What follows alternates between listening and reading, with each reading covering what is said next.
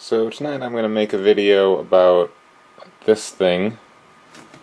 It is the IBM Electronic Typewriter number 85. I got it on Craigslist, probably paid too much for it, but it's here now. I can step back here. You can see the scale of this thing. That's a Royal Arrow over there, so I wish I had an 8.5 by 11. Now here we go. There it is next to a Coke can. It's big. It's really big. It's bigger than like a desktop PC. And I can turn it on.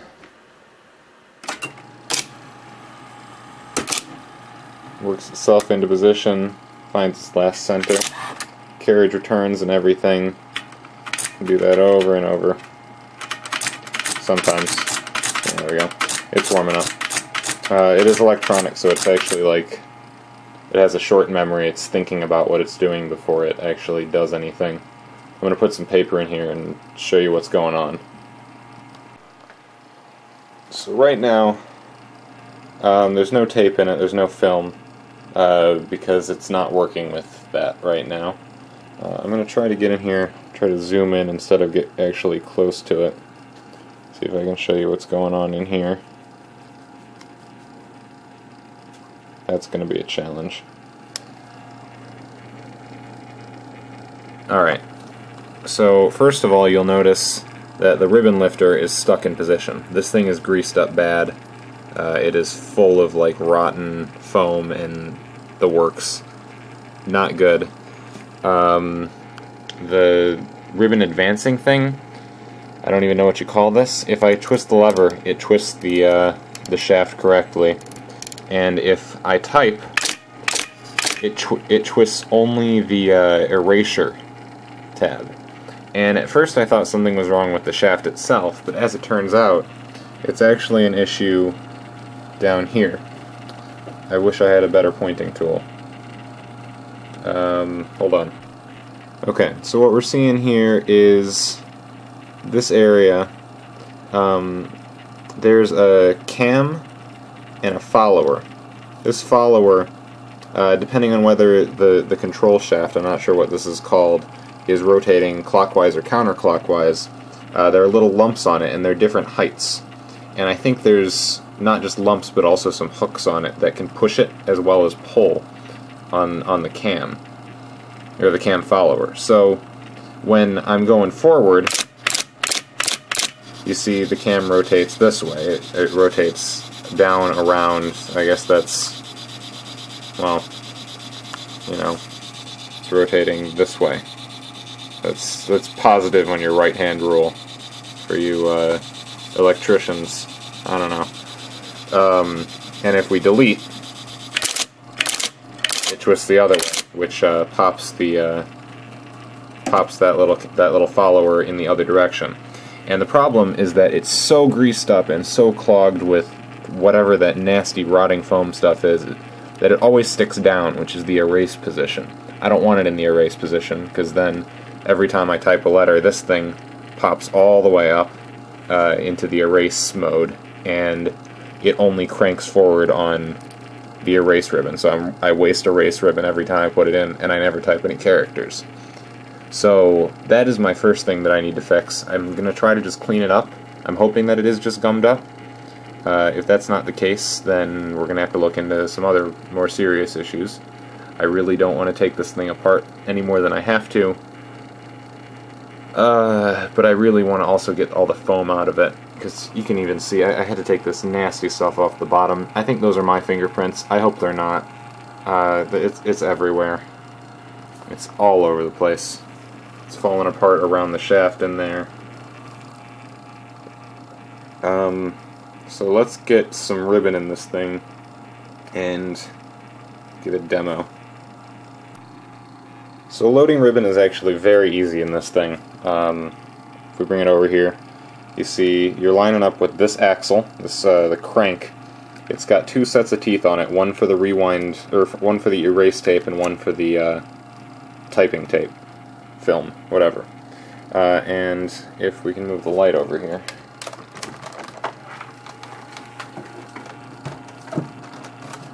see that in addition to that axle, there's a second axle over here, and you just push that down until the metal tab pops up. And that's it. So this thing is free to rotate. You can move it up and down by hand. Obviously you don't do that when it's typing. You can see in there's a bunch of characters mashed on the edge because this thing, I was able to force it to type on the actual film rather than the correction tape for a brief period of time, but it wasn't actually advancing the film, which is another issue. So that's what, number 3 on the list. So let's go ahead, I'll backspace a few times. It is actually correcting, it's doing 2 steps here. It's moving back once and then typing what it thinks is the previous letter. So yeah, let's go ahead and the T-H-E. You see, nothing types there. You can't see it, but there is an outline. I can actually see the letters mashed in. If I pull this up here. In this case, it just kind of typed a blob. If we take this out, type the. Oop. And because it's sticky, it waits a lot. There's a lot of delay. So I type T-H-E. I'm going to bring it up. That time it typed O-M-E. So it got 1 of 3 right. And I think that's because of poorly lubricated or just altogether gummed up pins and what are they called? Solenoids. So we're going to have to deal with that another time.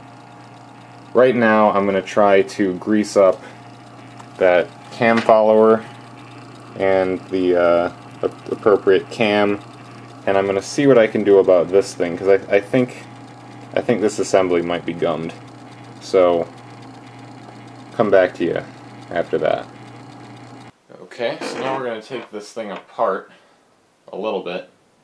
You start pressing these 2 brass colored tabs above the platen. You got to make sure this tab here is all the way forward. I'm not sure why. I just discovered that. We're going to reach inside. Along the body on both sides are tabs that you need to push forward.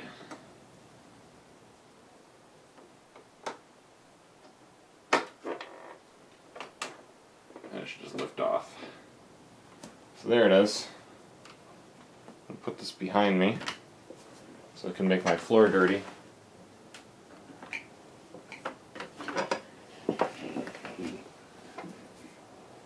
That's the inside. It still works, everything on, or everything disassembled, but I don't know what they're going to do with it in this state. You can see there's the line spacing here. It only works every once in a while. It's probably a function of this keyboard just being crap. And I honestly can't say for sure if that's age or just the way it was made, because it's from the 80s. So we're on that now. In a minute we'll take you in here closer so you can look at the carriage. So I'll be right back. Now I'm trying to give you a view that's as close to over the shoulder as you can get here of what's going on. We've got the typewriter sideways now. You can see the orientation of the ball, so the carrier would be moving this way. That's that way. It's all the way at the left side. I've just got a wet wipe here. It's basically the best thing I can get for cleaning this thing down, short of, you know, proper like industrial wipes. It stands very little chance of damaging anything. It's probably not the best cleaner for this awful nasty stuff, but it's getting the job done. You see I'm picking up a lot of this dissolved foam, and that's a huge problem with Selectrics. I've got 3 of them here, this one included, and I don't know what IBM was thinking after the first generation of their printers dissolved, but they kept making them with this same shit. it's gross. It's basically like if you took tar from the road and foamed it up and then baked it so it turned hard, and then it slowly melted over decades. That's what they did. So someone paid good money for whatever that formulation was, and I'm going to say they got ripped off. So I'm just cleaning off the surface here in case that's the cause. I don't know. This is all investigative. I see some stuff back there that I can't even get. I'm going to try a little trick here.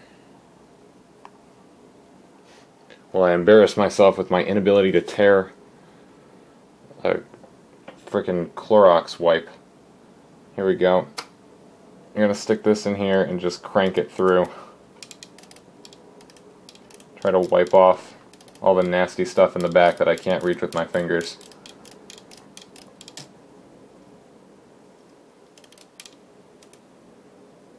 Of course, this thing is spurred now and I can't get the wipe back off.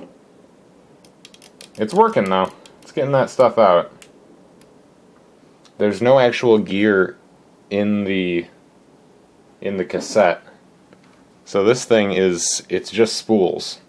There's a ratchet in this side to keep it from just unspooling, but it's all pulled just by little spikes that stick into the existing ribbon. I'm guessing they did that because it was cheaper, because it's certainly not smarter. It's messy.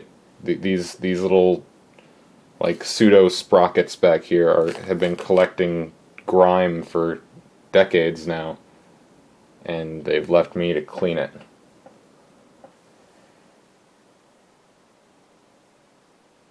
So what I'm doing, I got these tweezers. I don't even know where they came from. They might be my brother's airsoft tools.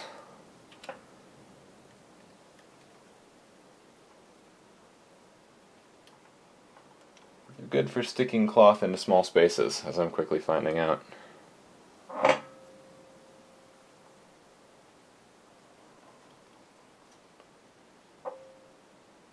See, what I really wish is that these things, especially this one, if it were like a manual typewriter,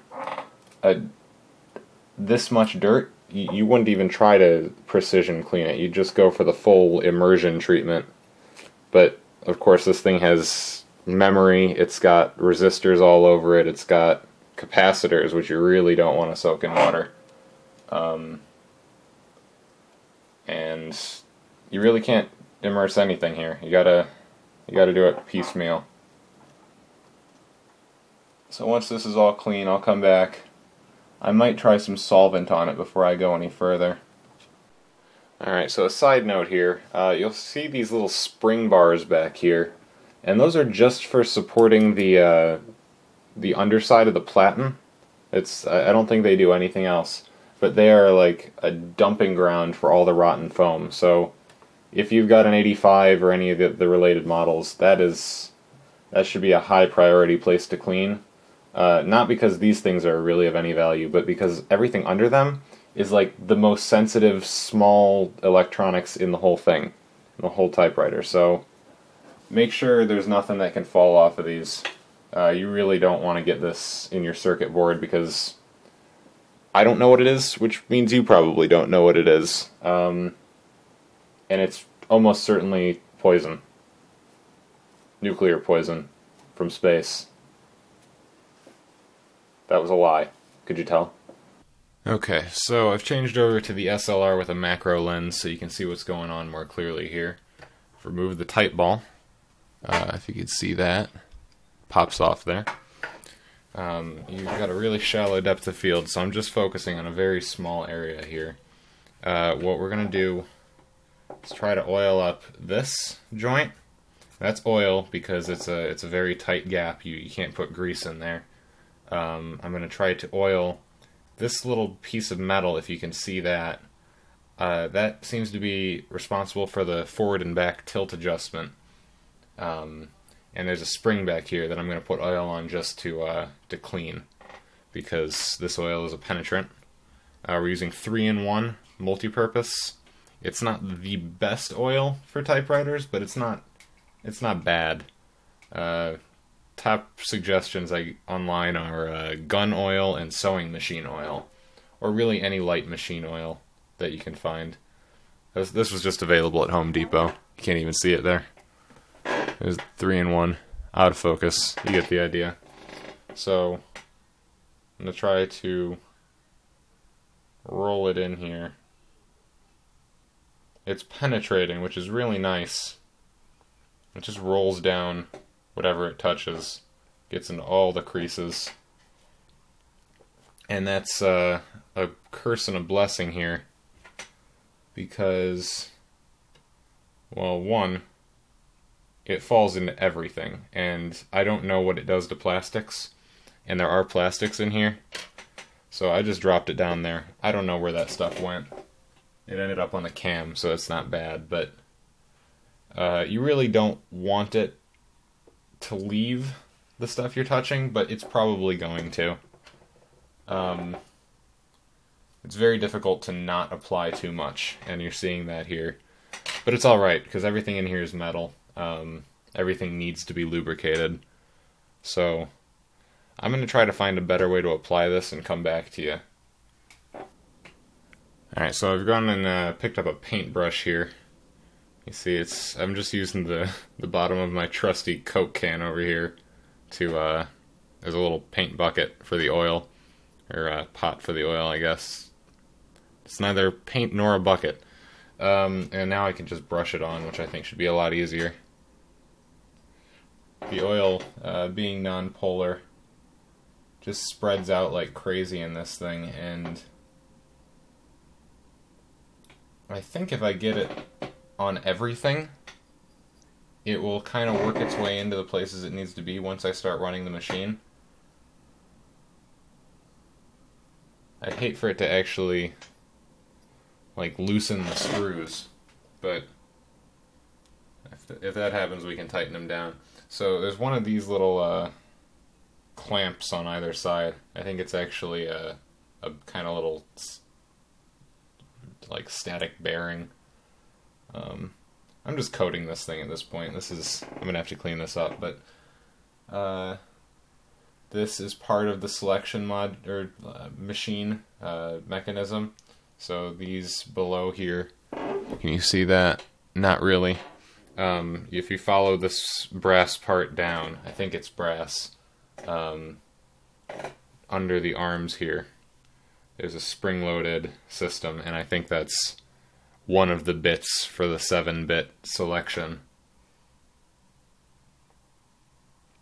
So I'm just kind of laying oil on top of it. Some of the bristles are getting it in. It's important to note that I'm not using WD-40, and I am not using a plastic brush, or a plastic bristled brush. Both of those things can cause problems. Usually not at the same time, but we're being doubly safe here. I'm even going to lube this spring here, because I'm thinking that will help transfer some of the oil down into the parts I can't see. There's a spring back here, which you also can't see. It's grimy, it is gross. It's actually getting pretty shiny now, though, with enough painting. The thing about this 3-in-1 is that it just kind of sinks to the lowest point as soon as it touches something, so it either settles in a crack, or it drops to the bottom. So I might move this carriage over in a couple of days to find out that all of my oil has just pooled at the bottom, and that's okay, because it's a penetrant, it's getting where it needs to get, and then if there's too much it leaves. So there's another spring connection down here. There are certain things on this that require grease, and for that I have a white lithium grease that will almost certainly come into play later. But right now I'm just using the kind of solvent and penetrant powers of this 3-in-1 to get everything oiled up. We're going to see how that helps the character accuracy, and then when it almost certainly doesn't, I'll come back with, I might have to disassemble it, I might have to use some naphtha, I don't really know. at this point. I'm waiting on a service manual for this thing, which may or may not come.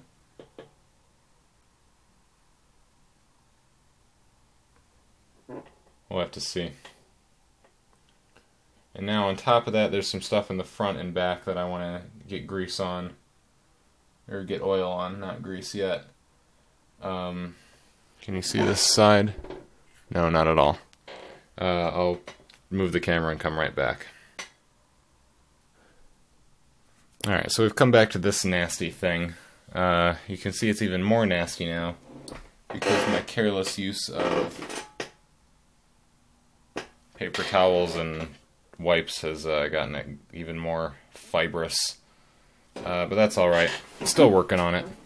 You probably actually have a better view of this than I do. There's some very fine detail to these teeth. They're they're almost organic. They're like something you would see on a plant. So I'm gonna get a very small amount of oil in here just to use as a solvent, and then I'm gonna clean it off shortly after. So I can use the crank to get this thing moving. Using the brush to pick up some nasty stuff in the background. Then I can just wipe it off, which is really nice because the even as nasty as that tar foam grease stuff is, it's still water soluble if you've got a little bit of soap in the water.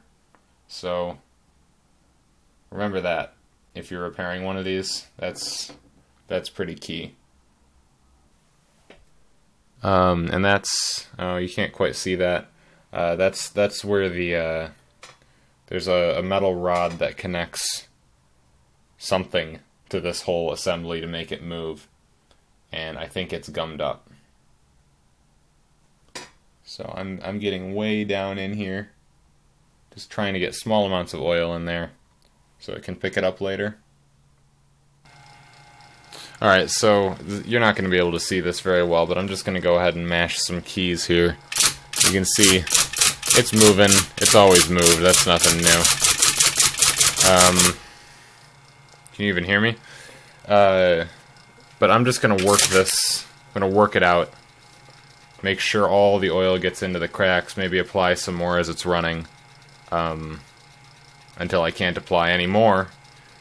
And then I'll come back to this. Alright. So now we're getting somewhere.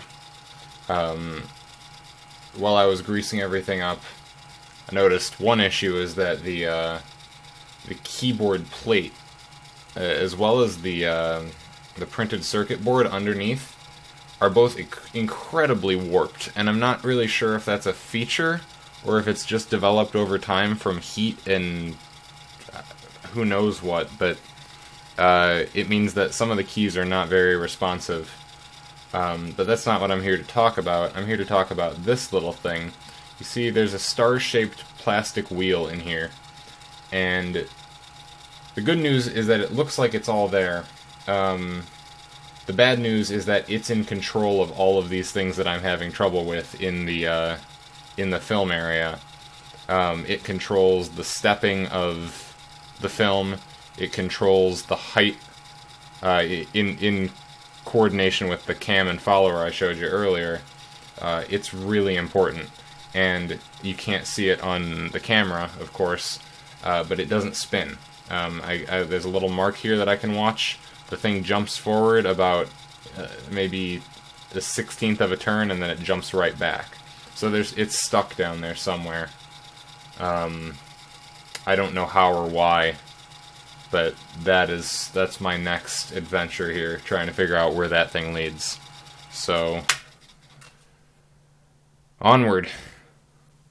So before I call it a night here, I don't know what these are, but I found these little embossed negatives, basically, of the typeface that is on the type ball that came with this thing. I guess the previous owner was like typing into metal or something. These are made out of, I assume, something ferrous, so it's steel or iron, because it's attracted to my tools. Very weird. I don't know what would make these. Maybe they're residual from the factory. Something about the manufacturing process left these impressions, but I've got no idea. Your guess is as good as mine, unless you already know, and then it's not a guess, so you're cheating. Good night.